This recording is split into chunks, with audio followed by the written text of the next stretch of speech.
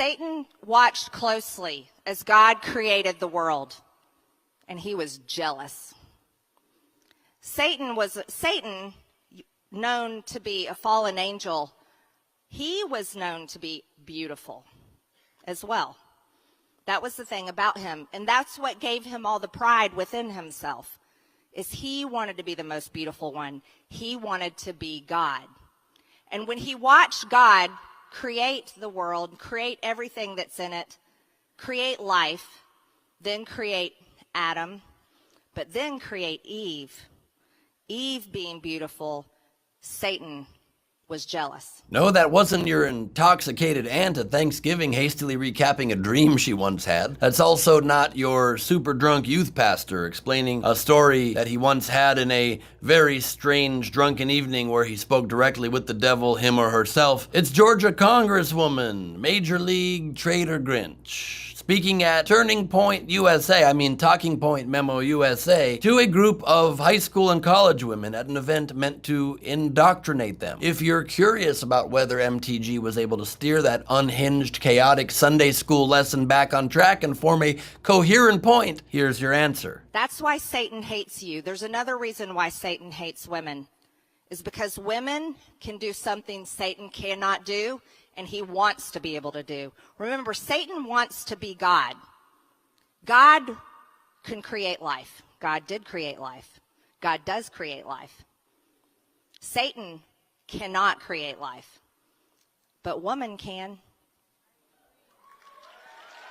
What? Is that crowd cheering at the end of that because of the point that Greene made that women are better than Satan? Is that the point? Women can create life. Satan is very hot. He can withstand hot temperatures better than women can. And God likes the wind and the breeze, which is why he floats up in the sky. I mean, what on earth is happening to our country? So why is Marjorie Taylor Greene, an actual sitting member of Congress, for some inexplicable reason telling an auditorium full of impressionable young women about Satan being jealous of them? Because of Charlie Kirk, the man that I proved live to his face thinks human fetuses are the same as dolphin fetuses. Do you truly, in your heart of hearts, truly believe that this is a human being? This? Without a doubt. Without a doubt? Yes. This is a dolphin fetus.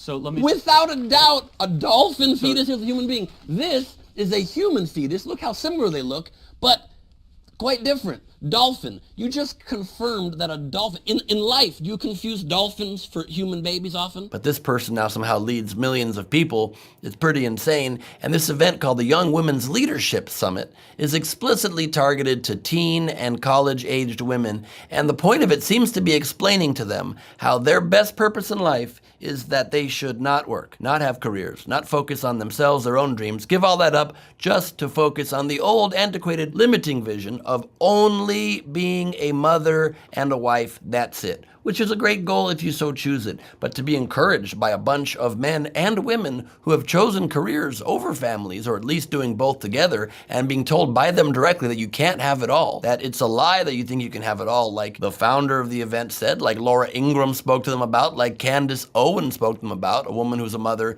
and guess what, has a career that she focuses a whole bunch on, that you should not have it if you're a woman. That's really beautiful, and also seems like they're targeting the wrong audience, considering they are speaking directly to women who are attending a leadership summit. If you're a woman attending a leadership conference that you traveled to and paid money to, you're probably not the demographic who's going to be staying home, just dating, trying to find a husband as soon as possible and crank out them white Christian babies like obviously these people want you to do. Natural disasters. Talk about climate change. This is the 4th largest country in the world. We have an extremely diverse climate. We have a wide range of natural disasters. 97 natural disasters occurred in 2021. I don't think this is very safe for migrants here in America. We had 97. How many are they having in their country?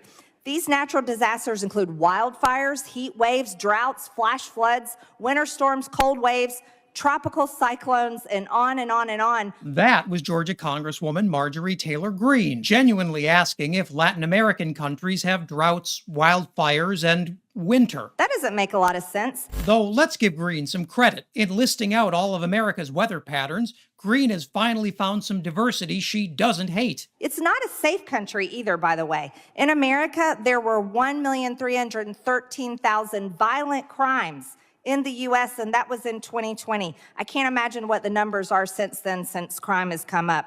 I think that you need better reasons if you're going to try to let a bunch of people in the U.S. using a handy-dandy app where you don't track imports than climate change, because that is not an excuse people are buying.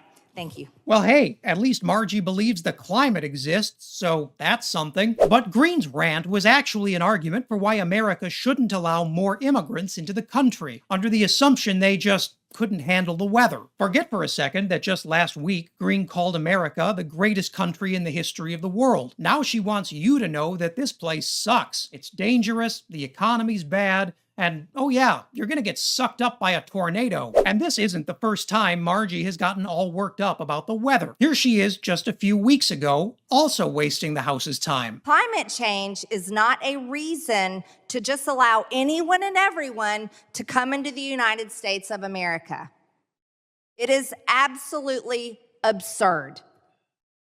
And you have to be, I would think it's pretty difficult for most people. Most people don't buy the climate hoax. It's a hoax because a lot of people make money on climate change. And people are not affecting climate change. You're going to tell me that back in the Ice Age, how much taxes did people pay and how many changes did governments make to melt the ice? Well, since you asked, in the Flintstones episode Circus Business, that's season 6 for you Fred heads out there, the Flintstones actually do pay taxes, and Fred uses his refund to buy a circus.